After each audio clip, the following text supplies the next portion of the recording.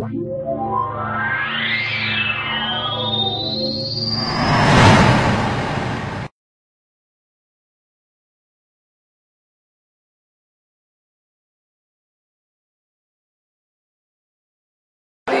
brand director for ArenaNet and Guild Wars 2, based in Bellevue with the studio.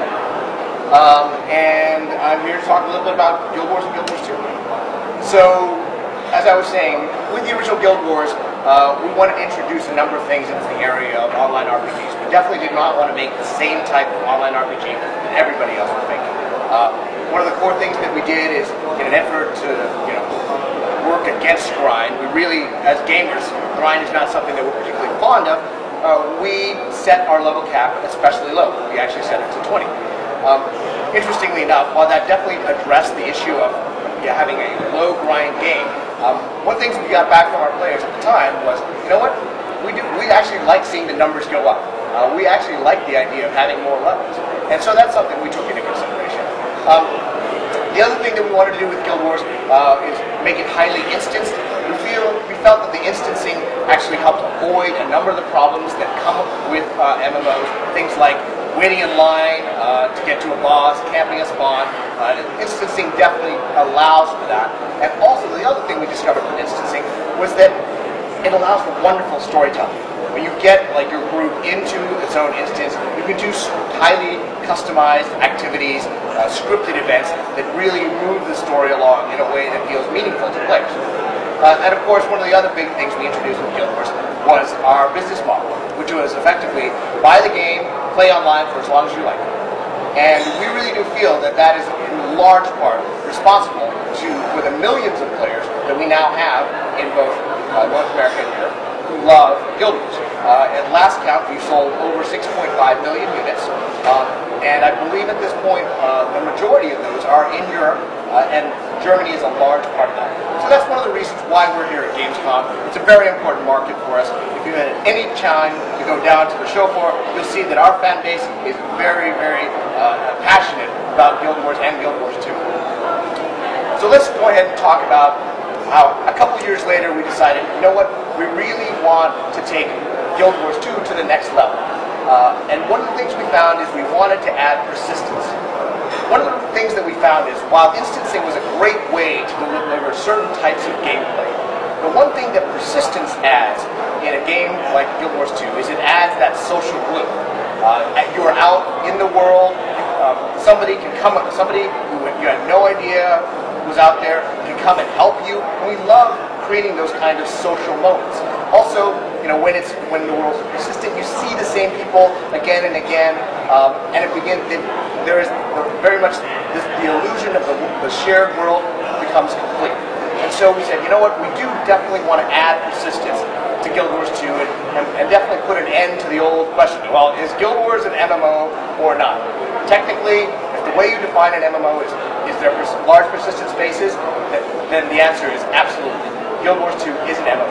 But in many ways, we do away with what we consider to be the baggage of a lot of other MMOs, game types.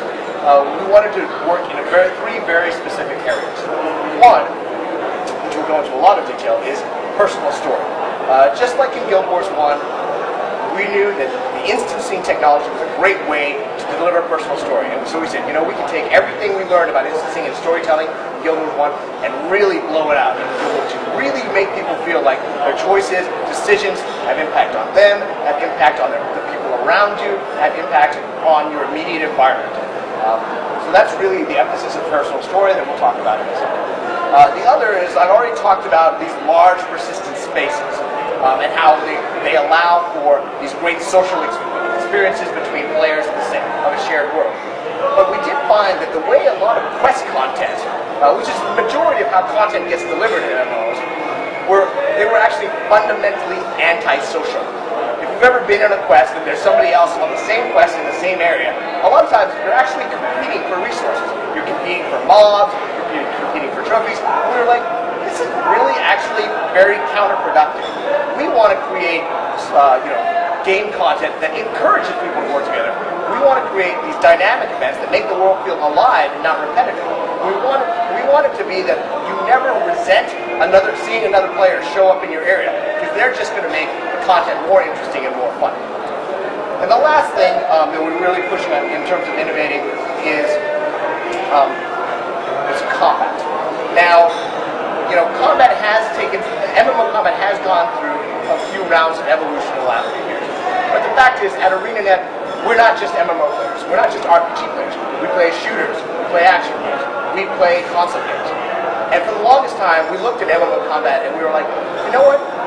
We can do a lot better. We can make MMO combat feel a lot more action-oriented, responsive, have the player really be present in the world, engaged, paying attention to what's going on the screen, instead of, looking at stat bars or, skill descriptions, really looking at fun, cool stuff going on in the game and having a much more enjoyable, fun combat experience. So, with that, I'll go ahead and take you into the demo. The world of Guild Wars 2 takes place 250 years after the original Guild Wars, and a lot has happened in that time. During that time, these elemental creatures, the Elder Dragons, have awoken. And these are not like small little dragon mobs. These are enormous forces of nature that have gone ahead and disrupted continents worth of landmass. And as they fly through the world of materia, they've corrupted certain parts of the landmass where their minions are rising up and beginning to encroach on the civilized parts of Tyria. So, in this situation, there are 5 races. There are 5 races in the world of Tyria that the only way that Tyria can be saved is if they can get over their differences and band together in order to fight the dragons. If they cannot, the world will fall. So, here are an example of our 5 races. On the far left, there is the feline char, a very warlike race. We have the very reliable humans. They were the main race in the first Guild Wars. These two are the ones that we're going to be playing with on the demo today. But we also have the very Viking-like giant Norns, the small but brilliant Azura, and then the very nature-oriented mystical Silvari, which we'll be making playable at a later time. So for the purpose of this first part of the demo, we'll go ahead and select human, female, and now we get to select your profession. We've been asked that our game will have 8 professions, and previously we've been asked that we have elementalist, warrior, ranger, and now just for Gamescom we introduced the necromancer. Necromancer, as you could probably guess, uses dark forces, magic, life-sucking energy, as well as summoning undead minions to help support. For this demo, we'll go ahead and select elementalist. And here we're at a character customization screen. Again, for speed reasons, we have disabled character customization and just done a random creation. But in the final character customization in Guild Wars 2, we'll literally have millions of options for you to customize the look and feel of your character. So now we get to a part of the character creation process that I'm not sure any MMOs have. This is called your biography. And it is in your biography that you will be able to select very specific things that will determine how your character's personality, storyline develop through the course of the game. The first question is a pretty easy one. It's basically an accessory and jewelry question. By going through water, fire, or you notice the little gem on the head of my elementalist changes color. It actually doesn't have any hard gameplay. In fact, it's just a nice, cool visual differentiation. Let's go ahead and take a look. That looks good. This one is rather interesting. This is an introduction to our personality system. I talked a little bit about having personal story be a much bigger part of the game. We call it kind of putting the RPG back into MMORPG. And this is an example of how we're doing it.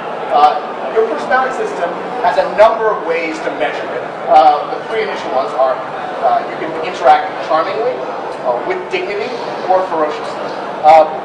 Depending how you choose them, this is your initial disposition in the game.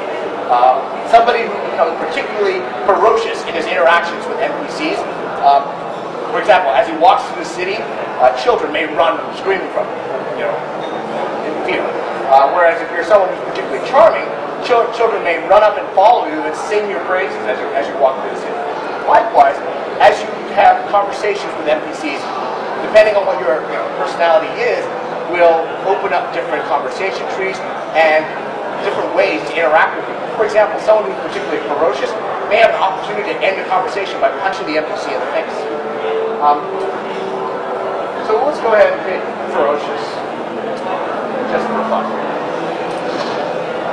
So this next one says I was raised as a commoner, a noble, or in the streets. This has a very immediate impact on how your story of the world will start. For example, my common folk, I will have friends who are kind of what we call, blue-collar workers, salt-of-the earth friends.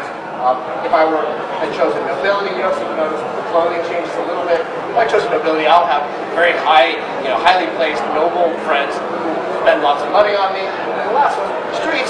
I'll have to worry about things like street gangs, and maybe I ran in a street gang for a while before I came to my current place. So let's choose common folk for now. And this next one is kind of fun. We won't see the full impact of these, but these will have rather far-reaching effects later on. What is your biggest regret? One might be, you got passed up for an opportunity, you never recovered your sister's body, and this was our personal favorite. I was passed up for an opportunity to join the circus. Chances are, choose that one, something circus-related will come across your doorstep in your personal story. This last one is you choose which human god is, as you're most affiliated with, and this will also drastically alter how your personal story plays out. Now, what I just showed you, all those things, are very specific to the humans. If I were to play a Char or an Azura or a Nord, I would get a completely different set of experience. For example, the social standing questions, Char don't have, this notion of common nobility in the streets. They may be asked, which legion are you affiliated with? So again, from terms of customizing your personal story, replayability, you'll have a lot of different options if you decide, personal story is the way you want to progress through the game. So go ahead, let's see what happens here is a couple of paragraphs, we've summarized all the choices that you've made. This is effectively the beginning of your biography. This is the beginning of your story.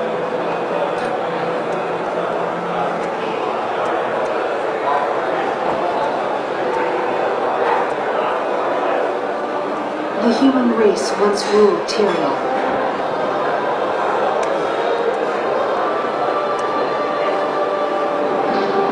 So what you're seeing here now we struggle to hold our ground. Is the painterly, hand-drawn, illustrated concept art that we're famous for integrating these into our cinematics. Not surrender.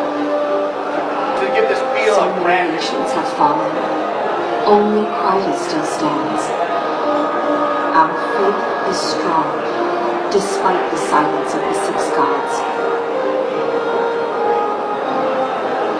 With courage, we'll make our stand in divinity's reach. Now at this point, the cinematic actually branches based on the choices you made. The city is my home. Show you that. I was born to come from, just one among many. My friends and I don't seek attention or glory. It's hard enough making ends meet. But I believe we can still shape a brighter world out of the ashes of the past. Today, I stepped outside of divinity's reach to see the wall.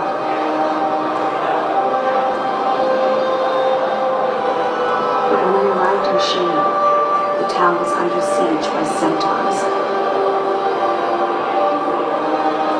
Innocent villagers are in danger. Someone has to help. You'll see here we actually integrate our character into the cinematic. I have to fight. I have to make a stand. This is my story.